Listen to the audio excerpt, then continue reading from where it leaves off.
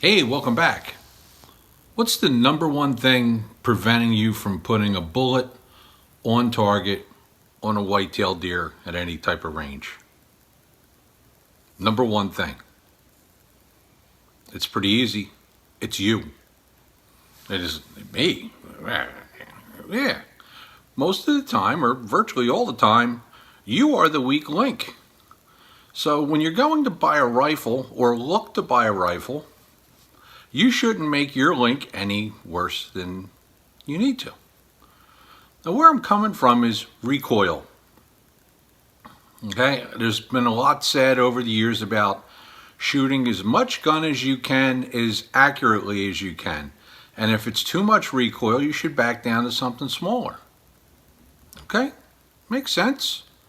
I can tell you, when I was younger, I was a flinching machine. 12, 13 years old, shooting an '06. Yeah, he kicked like a mule. Okay, you're going to buy a rifle. The first thing I do is I kind of lay out, what are the priorities, okay? If we're here on a deer channel, we're going to talk about deer hunting, okay? Not crossing over to elk or using for bears occasionally. We're talking about a deer rifle. The first thing I'm going to consider is how much recoil I can handle. No, it's not how far I'm going to shoot the deer, because there's a lot of rifles that have varying amounts of recoil that can do the job just fine. Can I handle light recoil? Can I handle medium recoil? Or can I handle a heavy recoiling rifle? To be honest, if everybody could, we could all go out and shoot a 300 Win Mag just like, our military snipers and stuff like that, and make shots at great ranges. But we can't. So what I did was I looked at a bunch of calibers and I ranked them. That's right, I ranked them from least to most recoil, and I put them in groups. One for recoil sensitive people, one for just a general crowd, and the heavier recoiling cartridges for people who don't have an issue with recoil. It's on a sliding scale. Some of it has to do with rifle weight, some of it has to do with stock dimensions, but we're going to take averages here. Okay, let's start with mild and light recoiling calibers. Okay, we've got the 223/556. A lot of people don't look at it as a deer caliber. I can kill a deer with it, I know that, no problem, okay? But is it the best choice? For a lot of people, no. For some people, yes, okay? 223 has a recoil of 5.5 pounds. It's really light. Next, we'll look at the 350 Legend. Hey, straight wall cartridge. You know what? I even look at it as a beginner gun. Okay, it doesn't recoil much. Okay, 7.8 pounds. Next, we're going to take a look at the 243 Winchester. What a lot of people start some youths at, stuff like that. A lot of people hunt with it. Great cartridge for deer. Okay, recoil 9.22 pounds. You can see it's a bit heavier than the other two, but still not really bad by any means. Okay, 30-30 Winchester. Recoil on that is only 9.97 pounds. Again, something you could start a youth on or an adult, and you know what? It might be the great rifle for where you're at. Next, the popular 6.5 Creedmoor.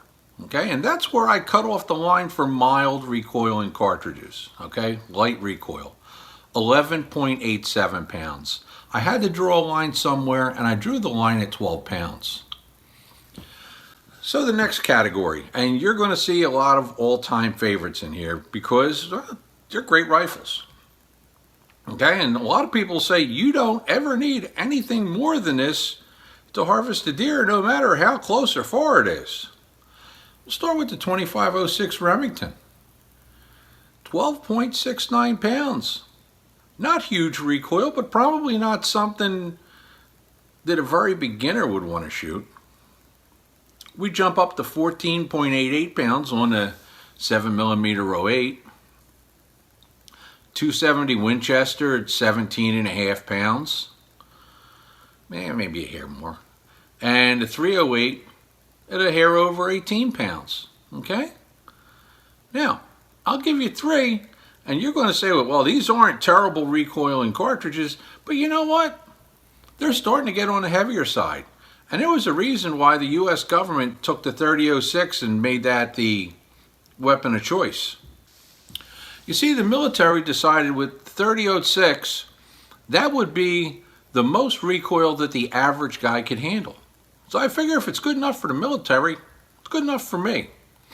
So, 20 pounds of recoil out of an 06. Not that heavy, but it's on a heavier side. You know you shot it.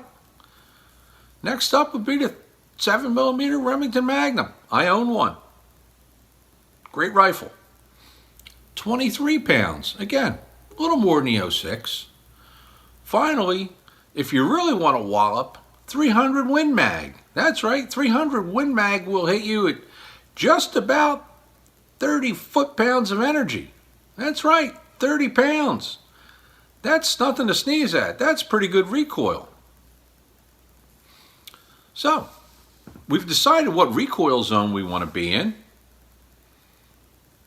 Then we can pick out some cartridges because you've eliminated a whole bunch just by going by what recoil you want to handle. Now you can think about how far the deer are, how close the deer are.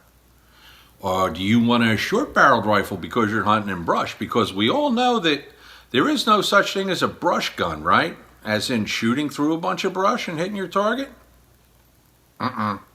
Nope.